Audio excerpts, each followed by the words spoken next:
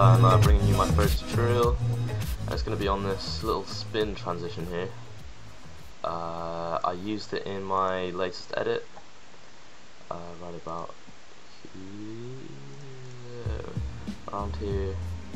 Used it twice. It's kind of subtle, but I mean it looks good. I don't know who to credit for this because it's been used quite a lot, so yeah, but it's still good for montages and stuff. So yeah, let's get into it. Basically, you're going to want to take your clip or your clips or whatever and drag them into this little button here, which is the new composition button. And basically that will set the composition settings to the settings that the clip has, like the same frame rate and quality and stuff. So you're going to have multiple clips that you want to transition together, so I'm going to split this one. I only have one because I'm lazy and I can't be bothered getting two. So let's just pretend that these are two separate clips. I'm going to cut this layer here by pressing Alt and open rectangle bracket thingy, and that will just cut it there. It makes it easy. It's a little shortcut for you guys. Yeah, so the first step is we're going to zoom in a bit and we're going to overlap these by 10 frames or so. 1, 2, 3, 4, 5, 6, 7, 8, 9, about, I don't know, take it back out here. And yeah, we're going to take the top clip and we're going to press T to bring up the opacity, and we're going to keyframe the opacity. Try this one along here, and take this keyframe down to 0. And we're not going to put them right at the edge. We're going to have them in the middle here. Well, not in the middle, but you know, we're going to leave a gap between the edge of the clips and the keyframes.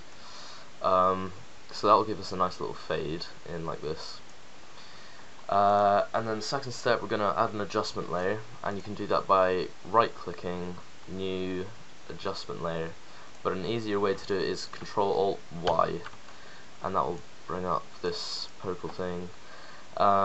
And basically an adjustment layer is a special sort of layer that you usually use effects on, and it affects every clip that's beneath it. So if I add an effect in this little clip here, it's going to affect this clip and this clip, as opposed to just singularly adding a clip to each, like an effect to each of them. So we're gonna go into Effects and Presets tab, type in I spelled that wrong, transform, yeah, and we're gonna drag that down. And basically this is just the normal transform that you'd have in a clip.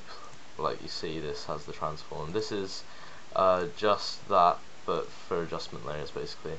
So we're going to, for this transition, we're gonna keyframe the scale and the rotation. So click on these little stopwatches to activate the keyframing. Ooh, I shouldn't have done that actually. Control Z. First of all, I'm going to ramp the scale up to about 108 because it makes it a lot easier. And then we start keyframing, and we're going to go along to the end of where the clips stop overlapping, and we're going to press 1 right here.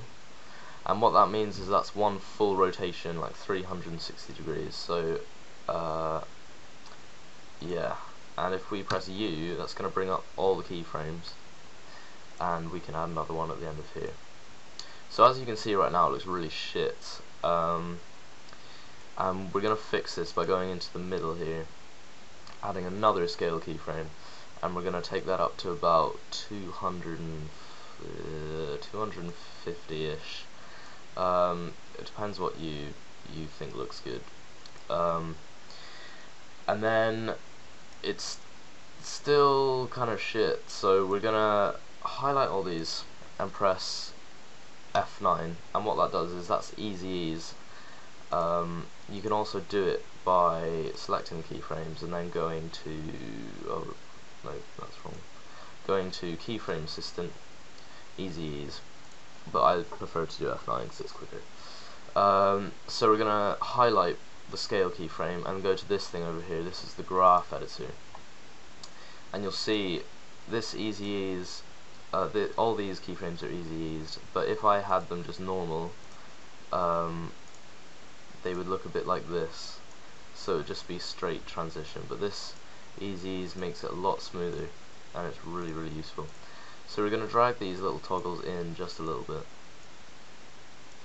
like so, and then we're going to back out, and then we're going to go to the rotation keyframes, and then we're going to go back into the graph editor, and we're going to drag these two along so it's sort of steeper in the middle, and this means that it's going to spin more in the middle than it will around here at the start and at the end.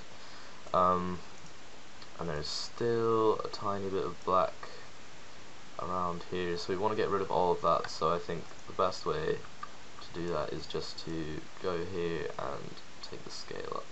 Oh, is that working? Oh, I've got caps lock on, I swear. Yeah, take the scale up a bit again, and that should... there's still some black there. I'll just pull this back out, and that should look good. Well, it's almost done. You see, this looks okay if we preview this, but we can make it look a lot smoother if we take this motion blur and we're gonna add it to all of our clips here, and then we're gonna enable it. And what that does is when things move, you can see that it starts to blur around here, and especially in the middle you can see it's just like a big ball of blur mess, and that looks a lot smoother. So let's preview that.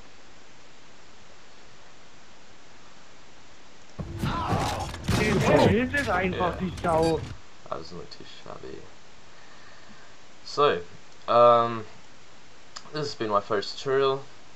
If you enjoyed or if you found it helpful, please leave a like and a comment, and maybe sub, or you can suggest another tutorial that I could make in the next couple of weeks, because I'm bored as fuck in the summer and there's nothing to do. So I'll see you guys next time.